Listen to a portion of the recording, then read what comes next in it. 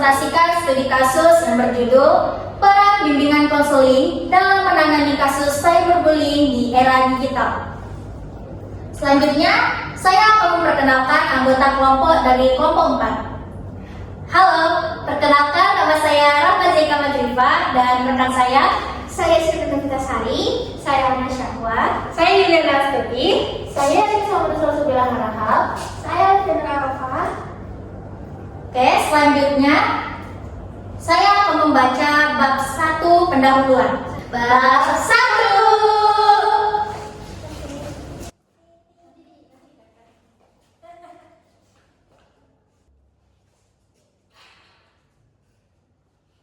Yang pertama adalah latar belakang.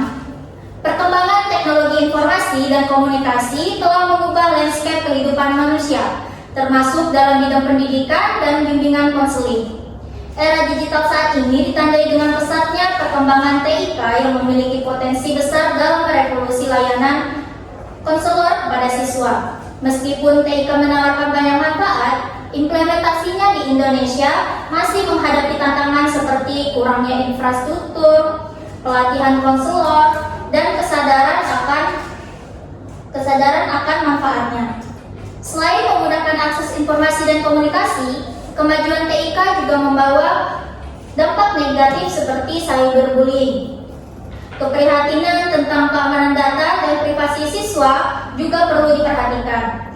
Cyberbullying merupakan bentuk pelecehan melalui media sosial dan media elektronik yang dapat berdampak buruk secara fisik maupun psikis.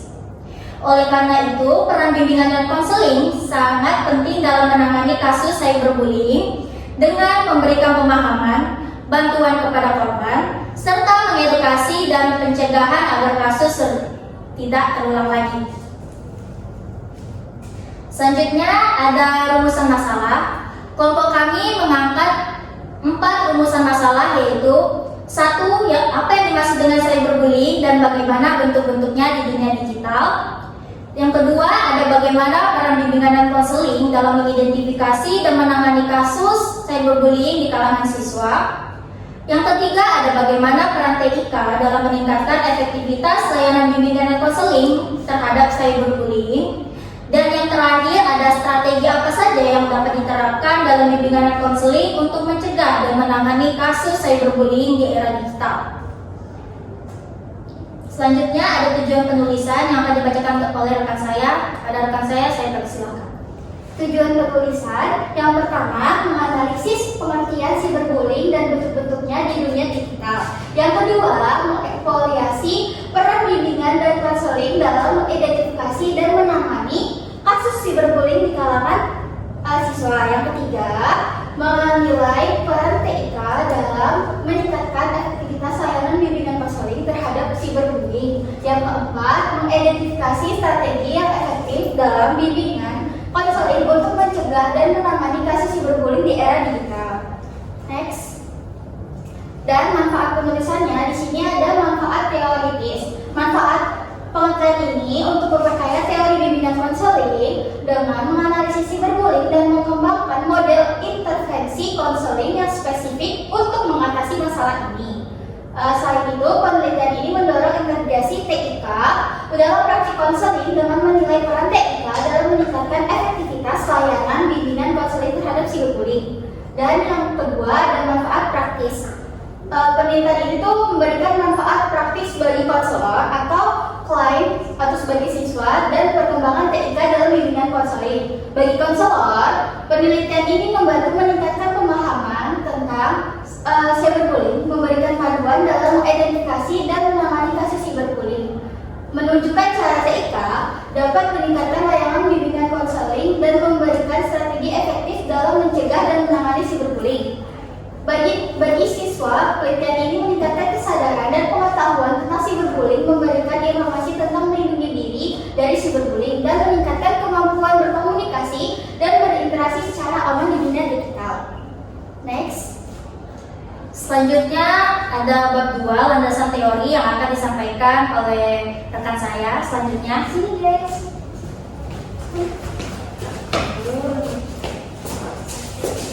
bab 2.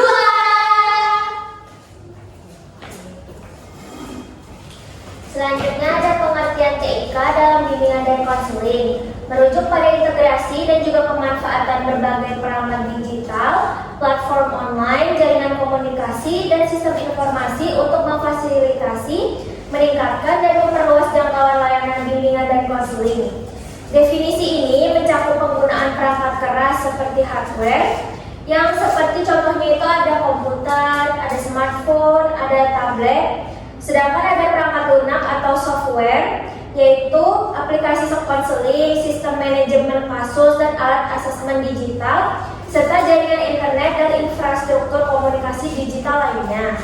Terus ada dalam konteks cyberbullying, TIK ini menjadi instrumen multifungsi yang tidak hanya berfungsi sebagai sarana komunikasi antara konselor dan juga klien, tetapi juga sebagai alat untuk mengidentifikasi, menganalisis, dan mengintervensi kasus-kasus perundungan. Terus kasus perundungan cyber ini meliputi penggunaan media sosial, platform chatting, email, forum online, dan berbagai aplikasi digital lainnya yang relevan dalam proses bimbingan dan juga konseling. Selanjutnya ada konsep dasar TIK yang relevan bagi bimbingan dan konseling. Itu ada 5. Yang pertama ada aksesibilitas dan jangkauan. Jadi TIK ini memungkinkan layanan BK menjangkau lebih banyak orang, baik secara geografis maupun demografis. Konselor dapat memberikan layanan kepada siswa di daerah terpencil, siswa dengan disabilitas atau siswa yang tidak dapat menghadiri sesi konseling secara langsung. Ini bisa pakai konsep aksesibilitas dan jangkauan. Yang kedua ada komunikasi dan juga interaksi. Jadi TIK ini juga memfasilitasi komunikasi dan interaksi yang lebih efektif antara konselor dan juga kliennya. Jadi platform digital seperti video call, chat, dan juga email memungkinkan konselor untuk berkomunikasi dengan klien secara real time, yaitu memberikan umpan balik yang cepat dan juga membangun hubungan yang lebih personal. Selanjutnya yang ketiga ada sumber daya dan juga informasi. Nah, ternyata TIK ini memberikan akses ke berbagai sumber daya dan informasi yang dapat mendukung proses BK. Konselor dapat memberikan manfaat platform online untuk mengakses materi konseling, penelitian terbaru, dan juga sumber daya pendidikan lainnya. Nah, mereka juga dapat menggunakan teknologi untuk membuat materi konseling yang lebih menarik tentunya dan interaktif bagi para klien. Yang keempat ada evaluasi dan juga pemantauan. Jadi TIK ini memungkinkan konselor untuk mengevaluasi dan memantau efektivitas layanan konseling mereka secara lebih efisien. Platform digital dapat digunakan untuk mengumpulkan data tentang penggunaan layanan, kepuasan klien, dan hasil konseling. Terus informasi yang tadi dapat membuat konselor untuk meningkatkan kualitas layanan mereka dan mengembangkan program konseling yang lebih efektif tentunya. Nah, yang terakhir itu ada pengembangan diri. Jadi TIK ini juga bisa digunakan untuk meningkatkan keterampilan konselor untuk mengembangkan diri mereka sendiri.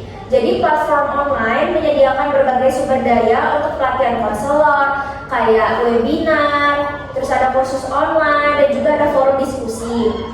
Terus konselor juga dapat menggunakan teknologi untuk mengakses informasi tentang perkembangan terbaru dalam bidang konseling. Selanjutnya ada teori-teori pendukung. Yang pertama ada teori perkembangan remaja. Jadi remaja sedang dalam proses pencarian jati diri mereka dan masih memiliki emosi yang labil tentunya, sehingga rentan terpengaruh atau menjadi pelaku cyberbullying. Teori perkembangan remaja dari para ahli seperti Erik Erikson atau Jen Piaget dapat digunakan untuk memahami karakteristik psikologis para remaja. Yang kedua ada teori pembelajaran sosial. Jadi ada Albert Bandura yang mengemukakan bahwa perilaku dipelajari melalui observasi dan juga imitasi. Teori ini dapat menjelaskan bagaimana remaja dapat meniru perilaku cyberbullying yang mereka lihat di media sosial mereka atau lingkungan sekitar mereka.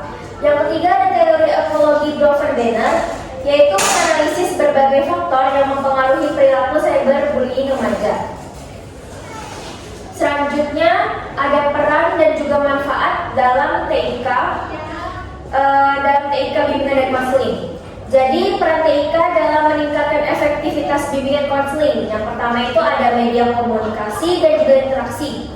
Yang kedua ada sumber informasi dan pembelajaran, dan yang ketiga ada pengembangan dan juga penerapan alat bantu konseling. Terus ada manfaat TIK dalam meningkatkan efektivitas bimbingan konseling. Yang pertama itu meningkatkan aksesibilitas, yang kedua meningkatkan efisiensi dan efektivitas yang sudah saya jelaskan tadi, dan yang ketiga ada meningkatkan kualitas layanan. Terus selanjutnya ada bab 3 yang akan dilanjutkan oleh rekan saya.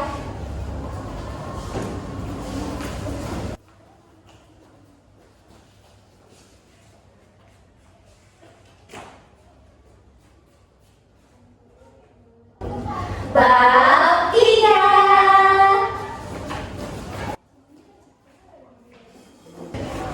Baik, selanjutnya bab 3 yaitu metode penelitian. Yang pertama ada desain penelitian.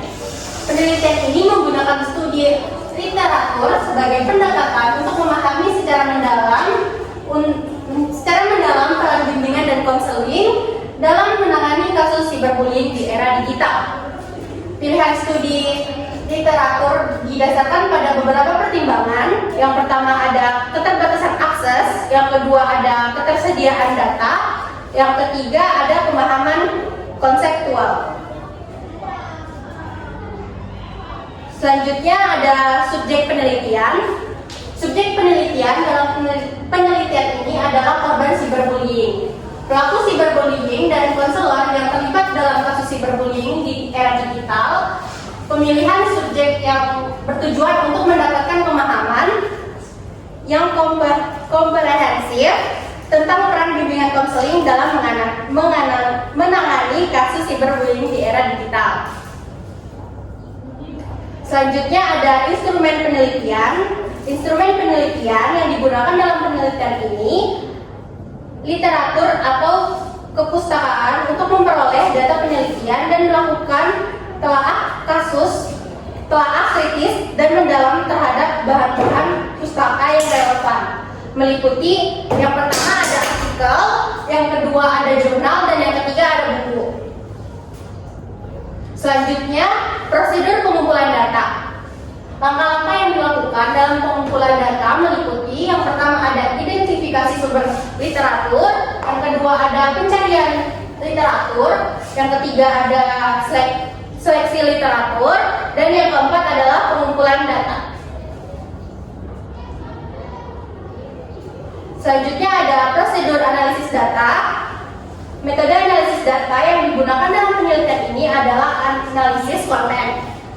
Data yang diperoleh dari sumber literatur dianalisis secara sistematis untuk menemukan pola, tema, dan makna yang muncul dalam data. Langkah-langkah analisis konten meliputi yang pertama ada kode data, yang kedua ada identifikasi tema, dan yang ketiga ada interpretasi tema. Baik, selanjutnya bakal dilanjutkan pada bab 4.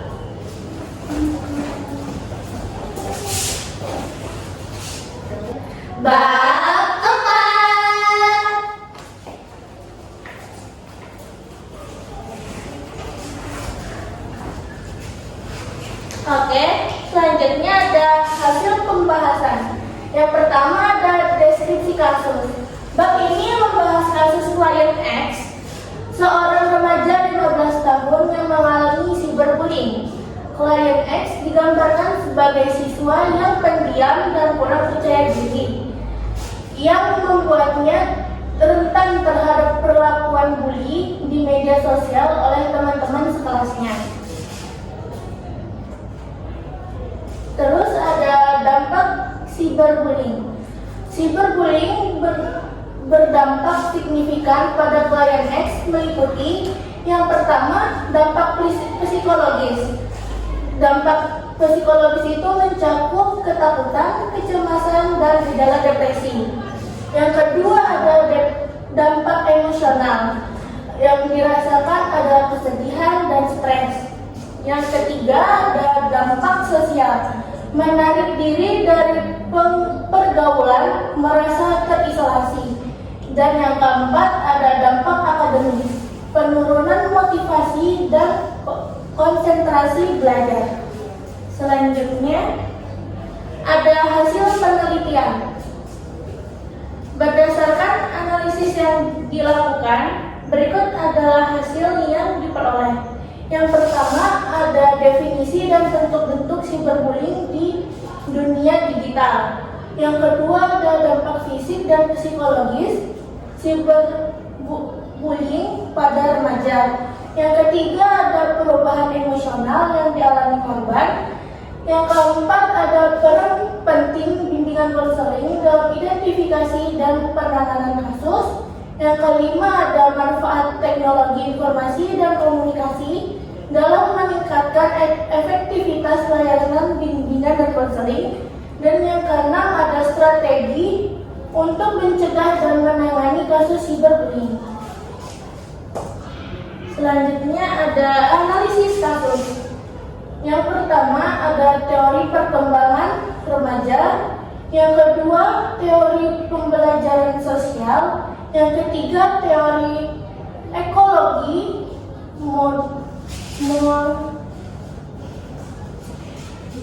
teori ekologi Bronfenbrenner. Yang keempat ada teori kognitif behavior. Dan yang kelima ada teori konseling kelompok.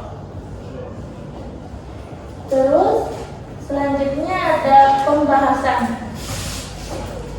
Berikut adalah pembahasan mengenai bagaimana kedua bagian ini dapat membantu dalam menyelesaikan masalah terhadap klien tersebut. Yang pertama ada hasil penelitian menyediakan data empiris.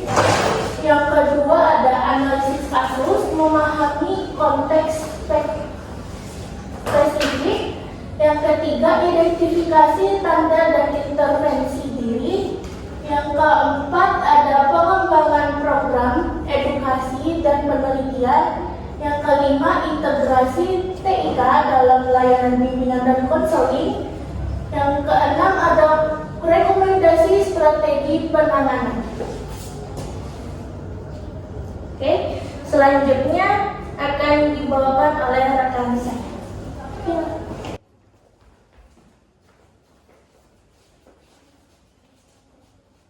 Bab 5.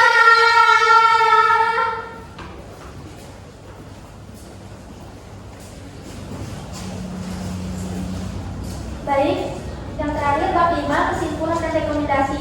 Kesimpulan, peran bimbingan konseling dalam menangani cyberbullying di era digital adalah krusial karena fenomena ini berdampak serius pada kesehatan mental dan emosional remaja. Remaja yang terlibat dalam cyberbullying mengalami kesulitan dalam perkembangan identitas yang penting menurut teori perkembangan remaja. Bimbingan dan konseling membantu mengidentifikasi dan menangani kasus cyberbullying melalui observasi, wawancara, dukungan emosional, dan program edukasi. Integrasi teknologi informasi dan komunikasi dalam praktik bimbingan dan konseling ditekankan karena TIK dapat meningkatkan efektivitas layanan dengan memfasilitasi komunikasi antara konselor dan siswa. Strategi yang direkomendasikan dari penelitian ini diharapkan membantu menciptakan lingkungan yang aman dan mendukung bagi siswa serta mendorong kolaborasi antara konselor serta orang tua dan guru dalam menangani masalah cyberbullying secara menyeluruh. Rekomendasi yaitu ada 5. Pengembangan program edukasi dan pelatihan. Di sekolah perlu mengembangkan program edukasi komprehensif tentang cyberbullying yang mencakup pengertian, dampak, dan cara pencegahannya. Program ini melibatkan workshop, seminar, dan bimbingan untuk para siswa, orang tua, dan guru serta pelatihan keterampilan sosial untuk mencegah cyberbullying. Yang kedua ada peningkatan peran konselor. Konselor di sekolah perlu dilatih untuk mengenali tanda-tanda cyberbullying, memberikan dukungan emosional kepada siswa terlibat dan melakukan intervensi dan responsif. Mereka juga harus menciptakan lingkungan yang serta menjadi penghubung antara siswa, orang tua, dan guru dalam menangani masalah cyberbullying. Yang ketiga ada interaksi teknologi informasi dan komunikasi. Sekolah perlu memanfaatkan TIK ini untuk meningkatkan layanan bimbingan dan konseling termasuk penggunaan platform online untuk akses bimbingan dan konseling termasuk yang lebih mudah bagi siswa yang memerlukan bantuan. TIK juga dapat digunakan untuk menyebarkan informasi dan edukasi tentang cyberbullying serta mengembangkan aplikasi atau dukungan portal bagi siswa yang mengalami cyberbullying. Yang keempat ada kolaborasi orang tua dan komunitas. Kolaborasi antara sekolah, orang tua, dan komunitas penting dalam menangani cyberbullying. Pertemuan rutin dengan orang tua membahas isu-isu cyberbullying dan melibatkan komunitas dalam program pencegahan dan penanganan dapat menciptakan kesadaran dan dukungan bagi siswa. Yang terakhir ada monitoring dan evaluasi. Monitoring dan evaluasi program cyberbullying perlu dilakukan secara berkala untuk mengumpulkan data tentang insiden dan aktivitas intervensi. Dengan cara ini, sekolah dapat menyesuaikan setiap efektif, strategis, dan program untuk tetap relevan dan efektif dalam menangani kasus cyberbullying di kalangan siswa.